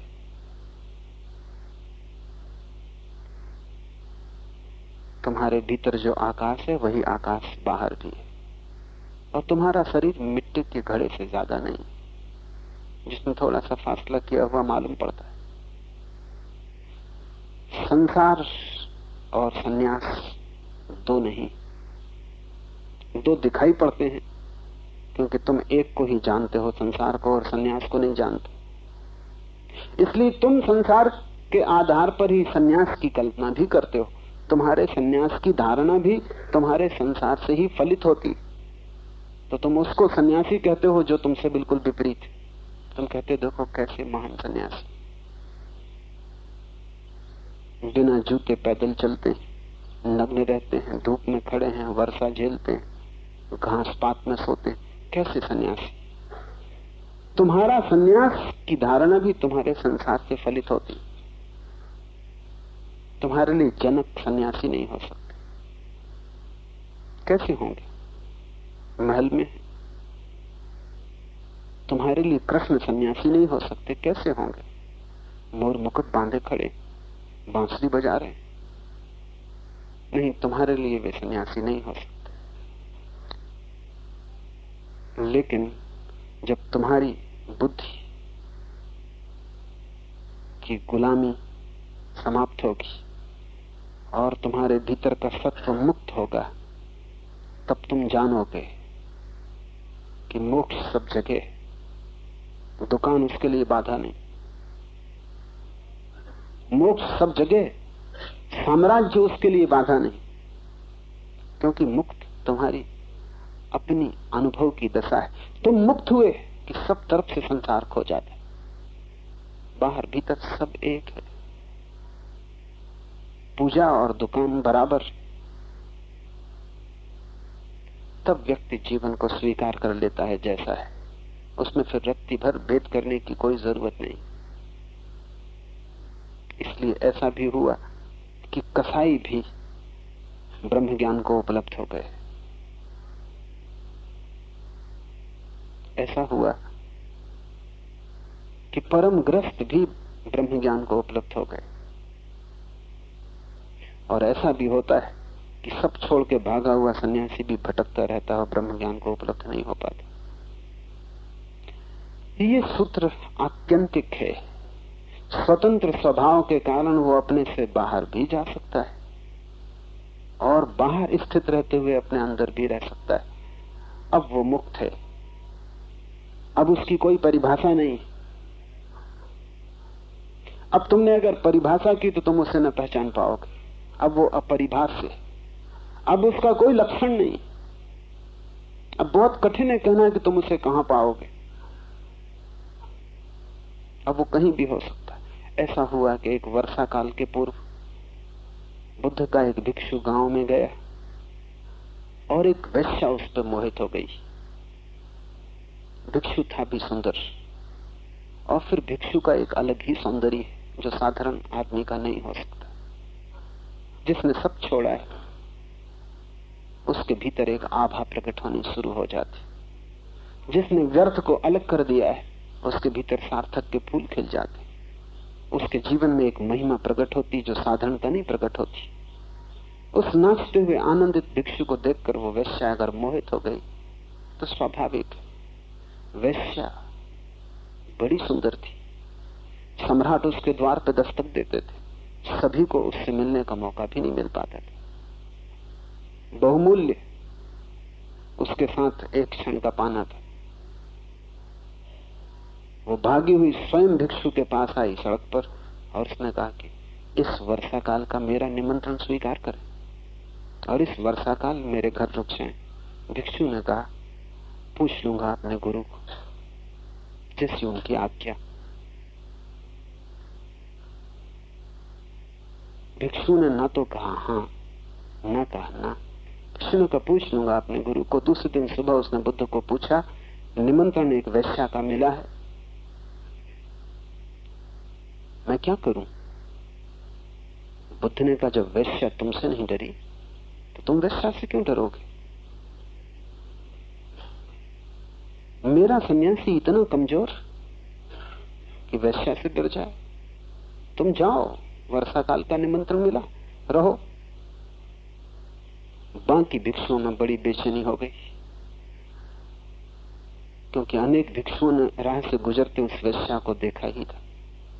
सुंदर थी, अनेक के मन में वासना भी उठी थी।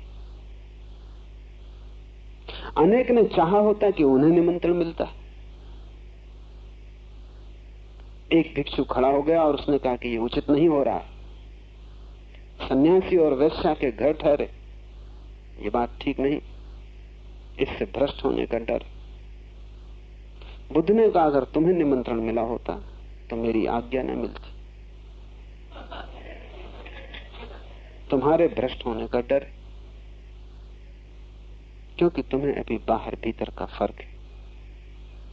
पर जिसे मैं भेज रहा हूं, जानकर भेज रहा हूं, वो बाहर रहे कि भीतर रहे, कोई फर्क नहीं पड़ता है।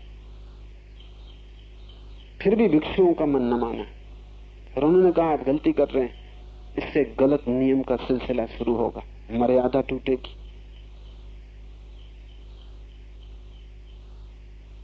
बुद्ध ने कहा तुम रुको, वर्षा काल बीतने तो फिर हम देखेंगे। रोज रोज भिक्षु खबरें लाने लगे कि वो भ्रष्ट हो चुका है, क्योंकि कोई खबर लाता कि हमने देखा है उसे कि वो नृत्य देख रहा था, नाच चल रहा था वहां रात, और वो भी बैठा था। कोई कहता कि वो गद्दी पे बैठा था मखमल की, कोई कहता है कि उसने कपड़े बदल लिए, कोई कुछ खबरें लाता, कोई कुछ खबरें लाता, कोई कहता हमने आलिंगन में उन्हें देखा है। बुद्ध कहते कि वर्षा काल बीत जाने दो, जल्दी क्या है, तुम अफवाहें क्यों लाते हो, तुम्हें प्रयोजन क्या है, तुम भ्रष्ट नहीं हो रहे हो। जो भ्रष्ट हो रहा है वो वर्षा काल के बाद वापस लौटेगा।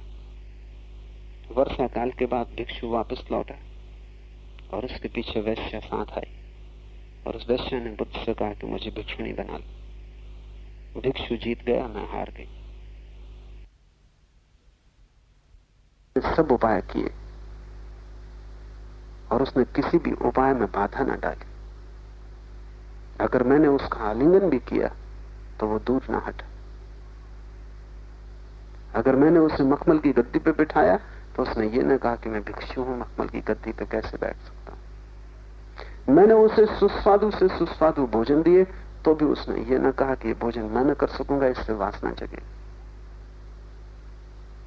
मैंने सब निमंत्रण दिए, उसने ना कहा। जो हुआ वो चुपचाप बैठा रहा, जिससे कुछ भी ना हो रहा हो। मैं उससे आंदोलित हो गई।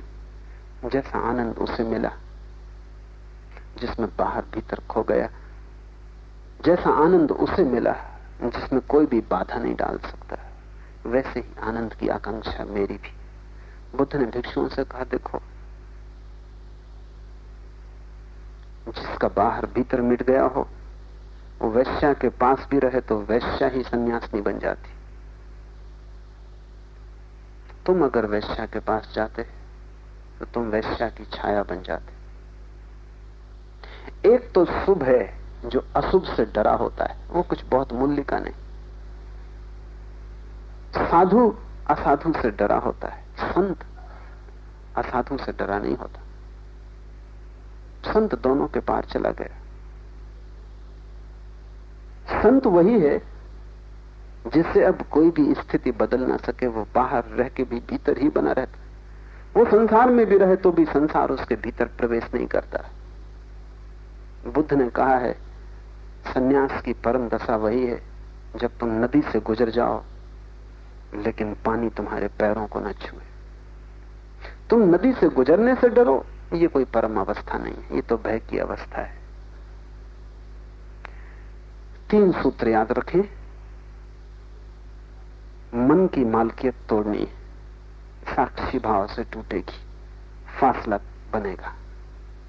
स्वयं की मालकियत सिद्ध करनी है, लेकिन विरोध में जाने से नहीं, ऊपर उठने से। स्वतंत्रता आएगी, अगर विरोध में जाने से आई तो झूठी होगी। स्वतंत्रता में तनाव और परेशानी होगी, वो शांत नहीं होगी, वो सहज नहीं होगी। ऊपर जाने से, साक्षी बनने से, लड़ने से नहीं। धर्म में योद्धा की जगह ही नहीं। धर्म में सिर्फ ऊपर उठना है, लड़ना नहीं, क्योंकि जिससे तुम लड़े तुम वहीं रुक जाओगे, उसी के तल पर। मन को शत्रु नहीं बनाना है, मन के पार जाना, अतिक्रमण करना है। और मन के पार जाने का सूत्र है साक्षी भाव। जैसे तुम ऊपर गए, सहज स्वतंत्रता, स्पॉन्टेनियस फ्रीडम घटित होगी, मुक्तता घटित होगी। और उस मुक्तता का कोई विरोध नहीं है किसी से। ऐसी मुक्ति में तुम उस दशा में पहुंच जाओगे जहां अपने से बाहर भी रहो, भीतर भी रहो, कोई फर्क नहीं पड़ता, क्योंकि बाहर भीतर का फासला ही गिर गया। संसार और मोक्ष एक है,